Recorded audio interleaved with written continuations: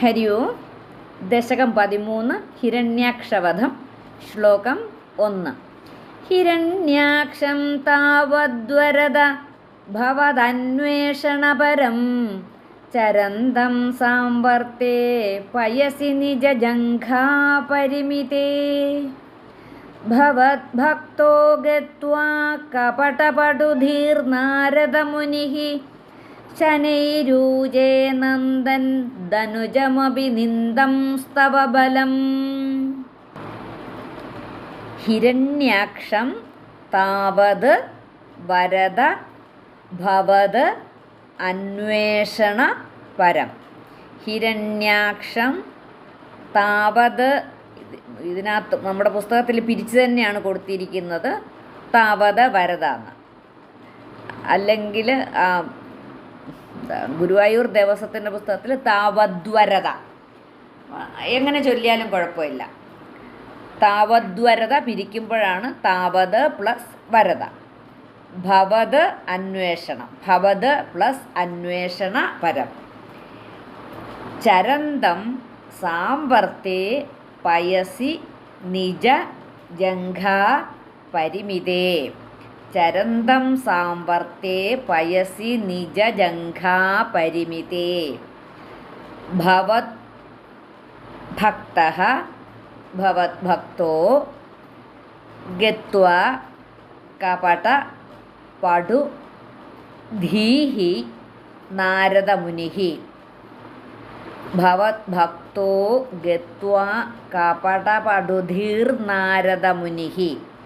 ഇവിടെ കപടപടുധീഹി എന്നുള്ള വിസർഗം മാറ്റി കപടപടുധീർനാരദമുനിഃ ഒരുമിച്ച് ചൊല്ലുമ്പോഴത്തേനും. ശനൈഃ ഊജേ, ശനൈരൂജേ, ശനൈഃ പ്ലസ് ഊജേ, അതാണ് ശനൈരൂജേ. നന്ദൻ ധനുജം പ്ലസ് അപി, ധനുജമപി. നിന്ദൻ പ്ലസ് തവ, നിന്ദം സ്തവ ബലം. നിന്ദം സ്തവ എന്നുള്ളത് പിരിക്കുമ്പം നിന്ദൻ പ്ലസ് തവ, നിന്ദം സ്തവ ബലം. ഹിരണ്യാക്ഷം താവദ്വരദ ഭവദന്വേഷണപരം ചരന്തം സാംവർത്തേ പയസി നിജജംഘാപരിമിതേ. ഭവദ്ഭക്തോ ഗത്വാ കപടപടുധീർനാരദമുനിഃ ശനൈരൂജേ നന്ദൻ ധനുജമപി നിന്ദം സ്തവ ബലം. ഹരി ഓം. ദശകം 13 ഹിരണ്യാക്ഷവധം. അപ്പം ഈ ദശകത്തിൽ ഹിരണ്യാക്ഷനുമായിട്ട് ശ്രീ വരാഹമൂർത്തി യുദ്ധം ചെയ്തതും ഹിരണ്യാക്ഷ വധവും ആ മഹർഷിമാരുടെ ആ സ്തുതിയും ആണ് ഈ ദശകത്തിൽ പറഞ്ഞിട്ടുള്ളത്. ശ്ലോകം 1 അന്വയവും അർത്ഥവും നോക്കാം. താവത് ഭവത് ഭക്തഃ കപടപടുധീഃ നാരദമുനിഃ.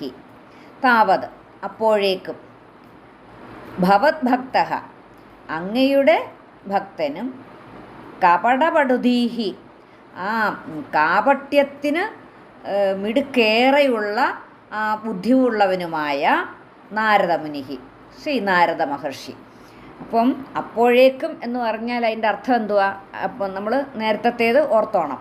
ആ ഹിരണ്യാക്ഷൻ ഭഗവാനെ അന്വേഷിച്ച് നടക്കുകയല്ലേ, യുദ്ധം ചെയ്യാൻ വേണ്ടിയിട്ട് ഭഗവാനെ അന്വേഷിച്ച് നടക്കുകയാണ്.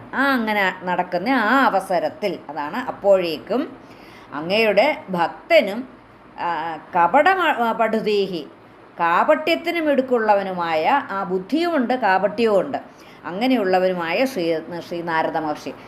നാരദ മഹർഷി ഏറ്റവും വലിയ ഭക്തനാണ്. അതും നാരദൻ മഹർഷിയും ആരാണ്? ഭഗവാന്റെ സൃഷ്ടി തന്നെയാണ്.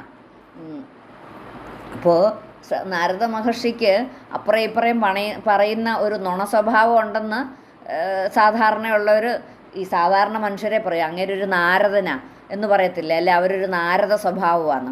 പക്ഷെ ആ ഒരു സ്വഭാവം അല്ല നാരദനെ നമ്മൾ പറയേണ്ടത്. നാരദനെ നമ്മൾ അങ്ങനെ ഒരു ഡീഗ്രേഡ് ചെയ്ത് സംസാരിക്കാൻ പാടില്ല. അപ്പം ഈ നാരദൻ ഒരിടത്തെ കാര്യം വേറൊരിടത്ത് ചെന്ന് അറിയിക്കുക എന്ന് പറഞ്ഞാൽ ഭഗവാന്റെ ഇച്ഛയെയാണ് അറിയിക്കുന്നത്. ഇന്നത് സംഭവിക്കാൻ പോകുന്നു എന്നറിയിക്കുന്നു. നാരായണ നാരായണ എന്ന് പറഞ്ഞിട്ട് ചെല്ലും. അവിടെ ഇന്നതൊക്കെ സംഭവിക്കാൻ പോകുന്നുണ്ട് എന്നൊരു നേരത്തെ കൂട്ടി അറിയിക്കുകയാണ് ചെയ്യുന്നത്. എന്നിട്ട് വരദ ഭവതന്വേഷണപരം, ആ വരദ എന്ന് പറഞ്ഞാൽ ആ വരദാതാവായുള്ളവനെ, അങ്ങനെ ഭഗവാനെ വിളിക്കുകയാണ്. ആ വരദാതാവായിട്ടുള്ളവനെ ഭവതന്വേഷണപരം, അങ്ങയെ തിരിഞ്ഞു പിടിക്കുന്നതിൽ ഏർപ്പെട്ടവൻ. ആരാണ് അങ്ങയെ തിരിഞ്ഞു പിടിക്കുന്നതിൽ ഏർപ്പെട്ടൻ? ആ ഹിരണ്യാക്ഷൻ. അപ്പം അങ്ങനെയുള്ളവനും ഇതാരാ വരദാന്ന് വിളിക്കുന്ന ആരാ? ഭട്ടതിരിപ്പാട് ഭഗവാനെ വിളിക്കുകയാണ് വരദ എന്ന് പറയുന്നത്. അപ്പോൾ അങ്ങയെ തിരിഞ്ഞ് പിടിക്കുന്നതിൽ ഏർപ്പെട്ടവനുമായ നിജജംഘാപരിമിതേ സാംവർത്തേ പയസി ചരന്തം. നിജജംഘാപരിമിതേ, ജംഘാപരിമിതേ നിജ എന്ന് പറഞ്ഞാൽ തൻ്റെ, ജംഘാപരിമിതേ എന്ന് പറഞ്ഞു കഴിഞ്ഞാൽ ആ കണങ്കാലോളം മാത്രം എത്തുന്ന പ്രളയജലം. അപ്പം ആ കണങ്കാലോളം മാത്രമേ എത്തുന്നുള്ളൂ പ്രളയജലം എന്നുണ്ടെങ്കിൽ അതിൻ്റെ അർത്ഥം എന്തുവാ? ആ അസുരൻ അത്രത്തോളം ഭീമാകാരമായിട്ട് വലിപ്പമുള്ളവനാണെന്ന് വേണം. വെള്ളം കുറവെന്നല്ല മനസ്സിലാക്കേണ്ടത്, ആ അസുരൻ്റെ വലിപ്പമാണ് നമ്മൾ മനസ്സിലാക്കേണ്ടത്. സാമ്പർത്തേ പയസി, ആ പ്രളയജലത്തിൽ, സാമ്പർത്തേ പയസി എന്ന് പറഞ്ഞാൽ ആ പ്രളയജലത്തിൽ ചരന്തം ഓടിപ്പാഞ്ഞ് നടക്കുന്നവനുമായ ഹിരണ്യാക്ഷം ഗത്വ, ഹിരണ്യാക്ഷനെ പ്രാപിച്ച് എന്ന് വെച്ചാൽ ആ ഹിരണ്യാക്ഷൻ്റെ അടുത്തു ചെന്നിട്ട് ധനുജം നന്ദൻ തവബലം, ധനുജം എന്ന് പറഞ്ഞാൽ ആ അസുരനെ ആ അസുരനാര ഹിരണ്യാക്ഷനെക്കുറിച്ച് പ്രശംസിച്ചുകൊണ്ടും നിന്ദിച്ചുകൊണ്ടും അങ്ങയുടെ ശക്തിയെക്കുറിച്ച് നിന്ദിച്ചുകൊണ്ടും ശനൈഹി ഊജേ, ശനൈഹി എന്ന് പറഞ്ഞാൽ പതുക്കെ എന്ന് വെച്ചാൽ സാവകാശമായിട്ട് പറഞ്ഞു. ഈ ശനിഗ്രഹത്തിനെ ശനി എന്ന് പറയുന്നത് എന്തുകൊണ്ടാണ്? ശനിയാണ് ഏറ്റവും പതുക്കെ, ഏറ്റവും സ്ലോ ആയിട്ട് ഭ്രമണം ചെയ്യുന്ന ഒരു ഗ്രഹമാണ് ശനൈഹി. അപ്പോൾ ശനൈഹി എന്ന് പറഞ്ഞാൽ പതുക്കെ എന്നാണ് അർത്ഥം. അപ്പോൾ ആ പതുക്കെ പറഞ്ഞു. ആര്? നമ്മുടെ നാരദമുനി പതുക്കെ പറഞ്ഞു. അപ്പോൾ അല്ലയോ വരദായകനായ ദേവ, അങ്ങ് മായാപരാഹരൂപിയായി അവതരിച്ച് ഭൂമിയെ പാതാളലോകത്തിൽ നിന്ന് ഉയർത്തിയ അവസരത്തിൽ ആ വ്യാജത്തിൽ അതിസാമർഥ്യമുള്ളവനും അങ്ങയുടെ ഭക്തരിൽ പ്രഥമഗണനീയനുമായ ശ്രീനാരദൻ, ഭക്തിയിലാണെങ്കിൽ അഗ്രഗണ്യനാണ് നാരദനെ കവിഞ്ഞിട്ടേ ഉള്ളൂ. എപ്പോഴും നാരായണ നാരായണ നാരായണ എന്ന് വിളിച്ചല്ലേ നടക്കത്തുള്ളൂ.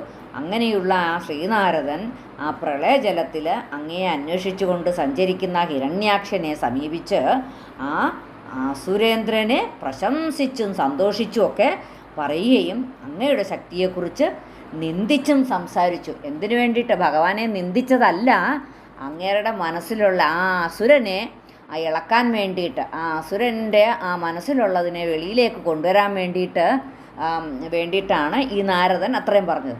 നാരദനെ നമ്മൾ ഒരിക്കലും ഒരു ചീത്ത സ്വഭാവമായിട്ട് കരുതരുത്. ഇതെല്ലാം ഭഗവാന്റെ പ്രേരണയിലാണ്. നാരദനും അറിയാം അത് ഭഗവാന്റെ പ്രേരണയാണെന്ന്. അതുകൊണ്ട് ആ ഭഗവാൻ നിയോഗിച്ചിരിക്കുകയാണ് വാസ്തവത്തിൽ ഇങ്ങനെയൊക്കെ ചെന്ന് പറയണം എന്നുള്ളത്. ഏത് സംഭവം നടക്കുമ്പോഴും ആ ഭഗവാന്റെ പ്രേരണ അനുസരിച്ചാണ് ചെയ്യുന്നത്. അപ്പോൾ നാരദനും അതേ ചെയ്തുള്ളൂ. നുണ കൂട്ടിക്കൊടുക്കുകയല്ല, മനഃപൂർവ്വം ഭഗവാനെക്കുറിച്ച് നിന്ദിച്ച് പറഞ്ഞതല്ല. ഭഗവാനെ ഭയങ്കര ഭക്തിയുള്ള ആൾ തന്നെയാണ് നാരദൻ. എന്നാലും ഹിരണ്യാക്ഷൻ്റെ അടുക്ക് ചെന്ന് നിന്ദിച്ച് സംസാരിച്ചു.